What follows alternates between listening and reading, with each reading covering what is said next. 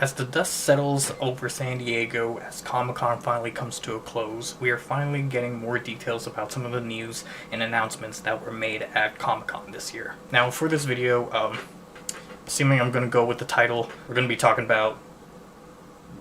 yeah. But I do want to do a quick summary of the other things that I mentioned in my previous video, just predicting what might have been showcased. So right off the bat, I was right about no information about Supernova being revealed. I think the only mention of Supernova that we ended up getting was through the Playmates panel, which, by the way, check out Kaiju Canuck's video on that. There was no mention of a Shin Godzilla 2 or the -1 sequel, which both kind of surprising and also not very surprising. I'm pretty sure Toho wants to keep like a tight lip on that. But yeah, there was no teaser trailer, there were no trailers. There were a couple of people who were pretty disappointed about this, but again, it's like, yeah, there was like a 50-50 chance that we were going to see anything. And if anything, Toho will probably save that kind of stuff for their own events. Though granted, during that panel, there was a fire alarm that was going off, so maybe things changed. But yeah, at the end of the day, I don't think we were going to be getting any real reveals from that panel. And Primitive War, the second trailer released, and like, I'm kind of lukewarm about it. Like, it does give us a better view of the movie, but at the same time, in it giving us a better view of the movie, there were a couple of things to criticize about it. For one, that T-Rex design, oh my god, that's just the Jurassic Park T-Rex with feathers. Never seen that one before. Alright, and finally, the new SH Monsterverse figure that was revealed ended up being a Destroya repaint. I mean, at least it comes with effects. That's all I can say. It's just, beyond that, it's just like another Heisei repaint, and you know, we're going to talk more about the Heisei era and their grip on Godzilla collectibles, whatever. Yeah. Oh yeah, and on top of the Destroyer, there was also a clear lack of a survey, you know? Alright, let's get on to the topic of this video, hence the title. Hiya Toys did it again. So before we go on, I'm going to leave a link down in the description below to Kaiju Canuck's interview with Hiya Toys. Mainly because he mentions in the video that a few people in Hiya Toys will be keeping a close watch of the comment sections of his video. Now, before you guys do that, I highly suggest you watch his video in full, because there's a good chance that there's something in there that may pertain to something that you asked.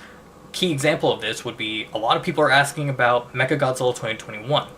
This was one of the first Hiya figures that Hiya teased back in 2002, and now we're in 2025, so clearly you're going to have some questions pertaining to that, but Kaiju Canuck actually asks a question regarding Mechagodzilla 2021, so I highly suggest you watch the video in full, and if you have any further questions or things that you hope to see from Hiya Toys, then leave a comment down below. So yeah, be sure to check out that video, link in the description right now. It should be the first one you see. Alright, now, let's talk about some of the figures that were revealed in Hiya, and we're going to start off with the two figures that I'm the least excited about, that being Monster X and Burning Godzilla. Mainly because we've already seen these characters being portrayed in action figure form not too long ago, one of them more recent than the other, but we'll talk about that. I'm more lenient about Monster X, simply because that character has not a lot of representation when it comes to action figures. Like, the only other action figure regarding Monster X is the SH Monsterverse figure, which released back in 2022, I believe. And then beyond that, there's like the movie Monster series and some statues. But Monster X isn't exactly a character that has been represented a lot when it comes to Godzilla collectibles. And let's talk about Burning Godzilla. And yes, I know I seem disappointed, but you know, this kind of like goes back to my 3-hour rant about SH Monsters, and that simply being that Burning Godzilla is a character that we've seen so much of for the past 13 years when it comes to Godzilla collectibles. It was one of the first Heisei variants that we got from SH Monsters, and it proceeds to be a variant that is made into figure form continuously. Now, right off the bat, I do want to emphasize that I'm not saying that Hiya should not make a Burning Godzilla. I definitely think that at some point they should. My problem comes from the fact that they are making a Burning Godzilla right now.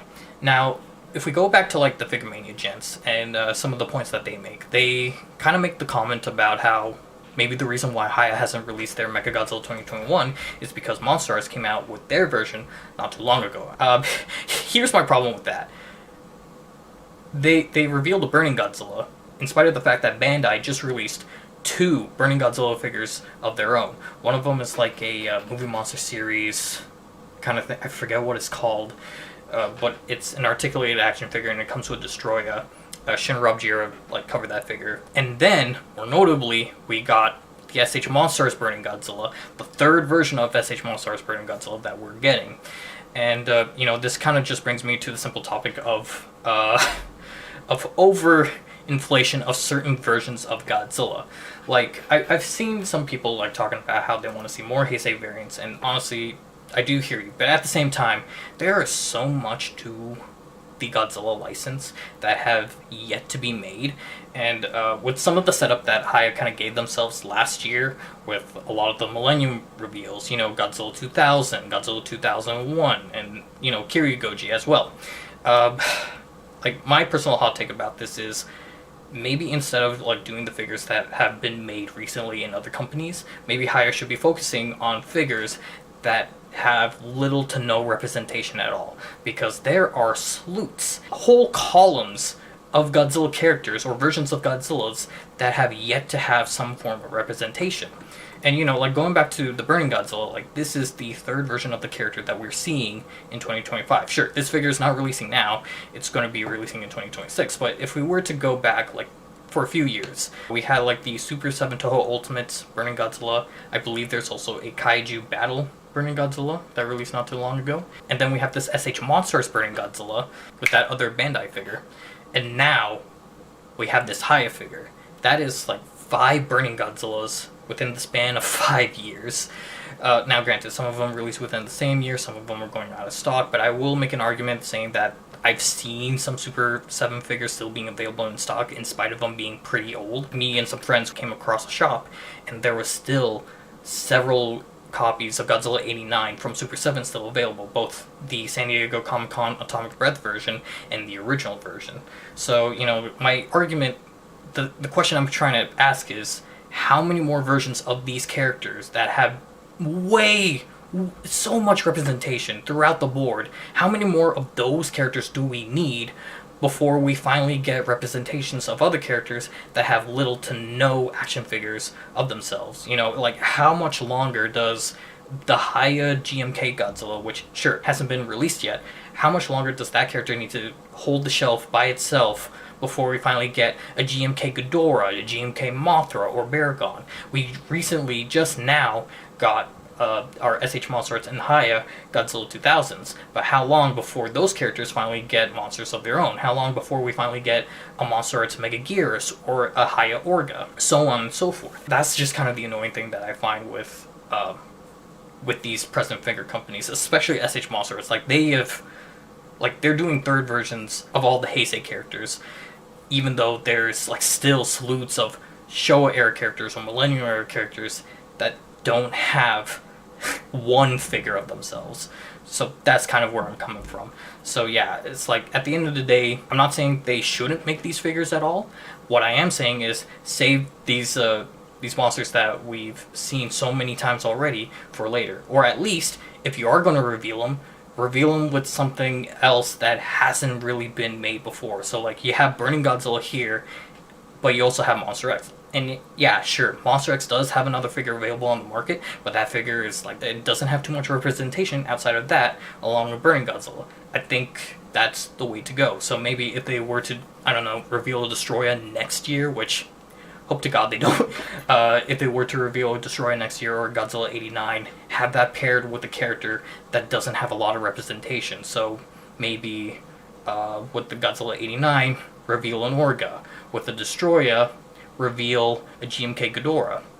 With a Mechagodzilla 93, which, wait a minute, they already revealed that, damn. With a Godzilla 94, reveal that with a Showa Godzilla, like Godzilla 75, or Mechagodzilla 74. Basically what I'm trying to say is there's just so much to the Godzilla franchise beyond the Heisei era. And the Heisei era has had its fill, in my opinion, let's move on to the other areas before we go back to the Heisei era. Alright, now let's talk about the things that I'm really excited about, because while I have that argument for the Toho Godzilla monsters, I can't say the same thing when it comes to Hiya covering the Monsterverse, because so right off the bat we have Scar King. Now I will say this Scar King looks incredible. It is fantastic. It really does look like that Hiya managed to get the 3D data and just make the perfect version of this character. Like, throughout the slew of the Playmates figures and the 1SH Monster Arts figure, I dare say that this is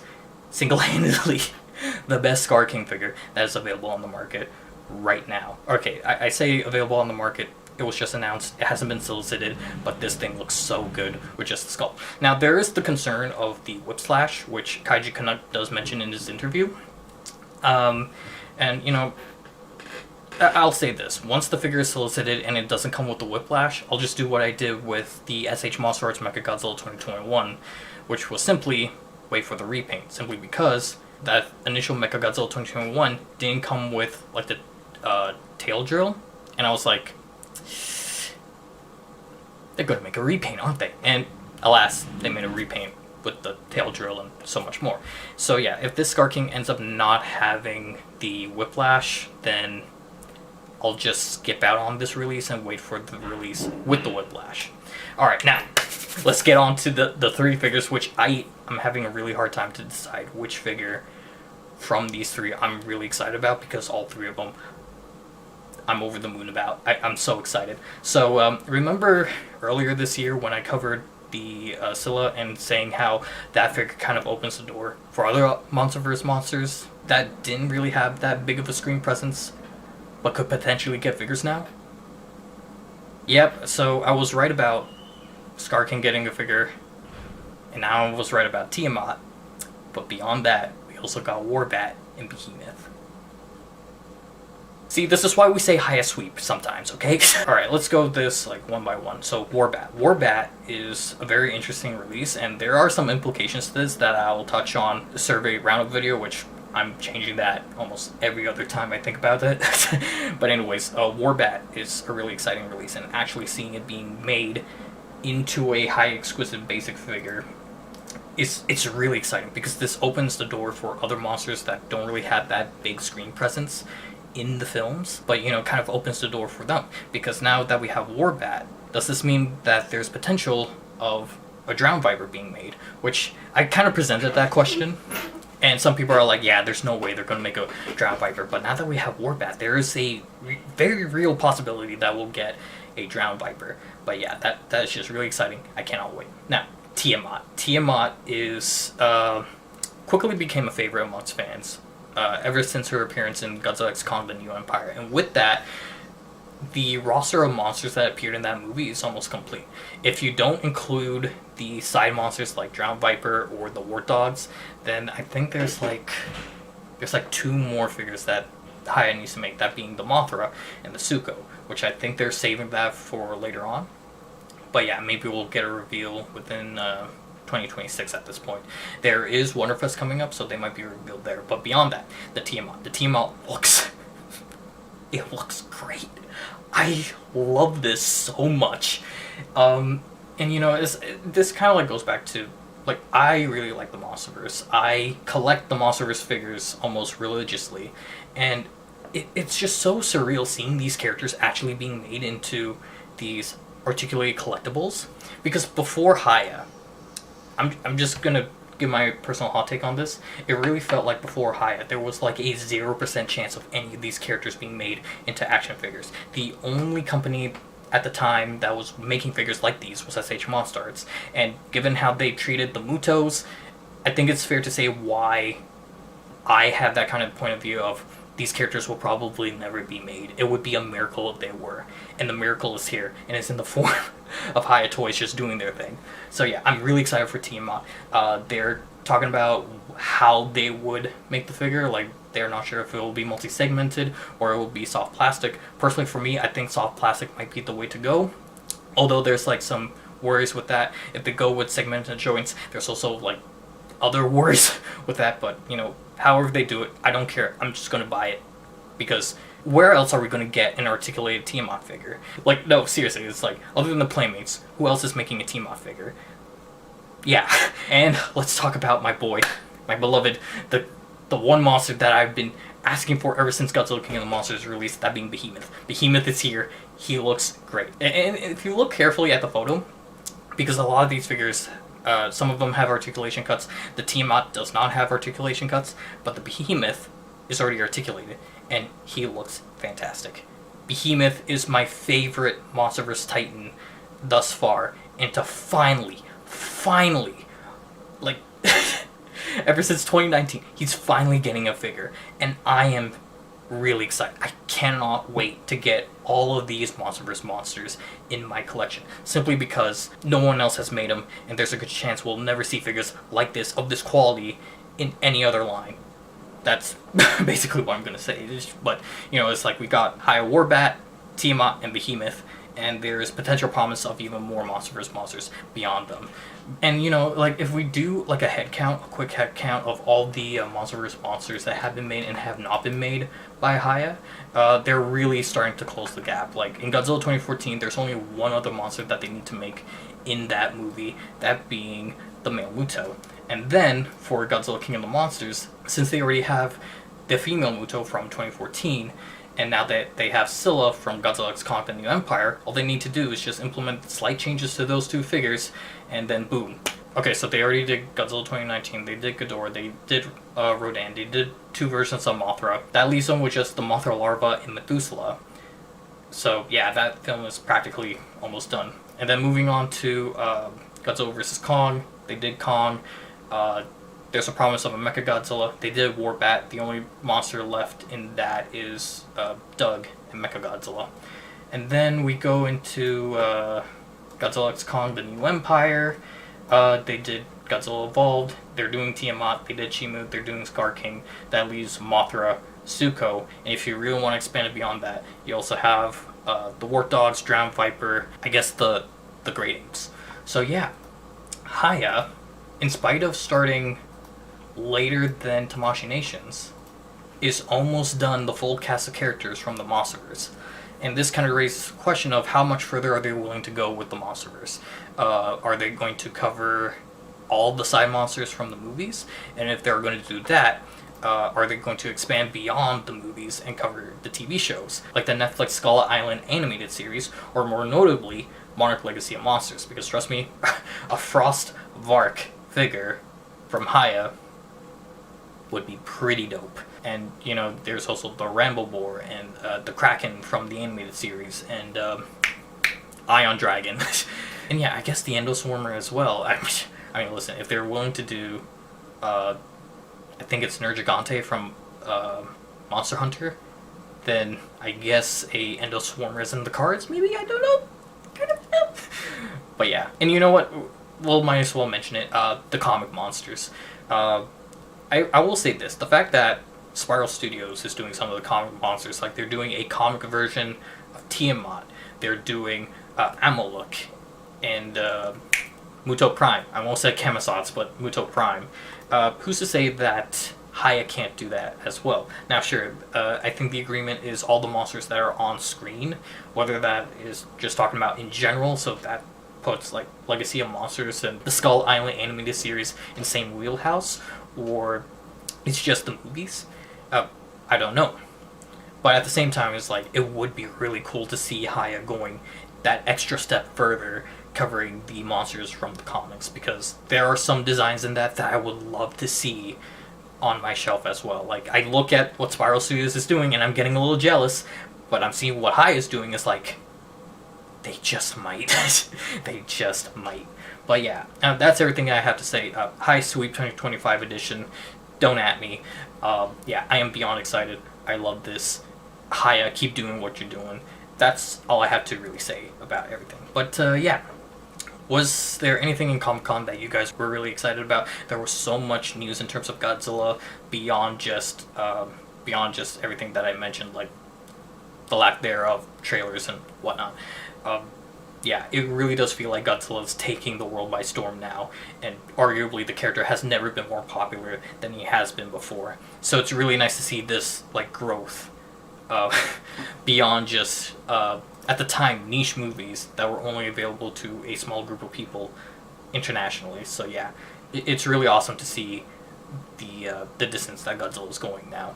But yeah, what were some of the things that you were really excited about San Diego Comic-Con? Was there anything that that came up that you were really excited about that I didn't mention?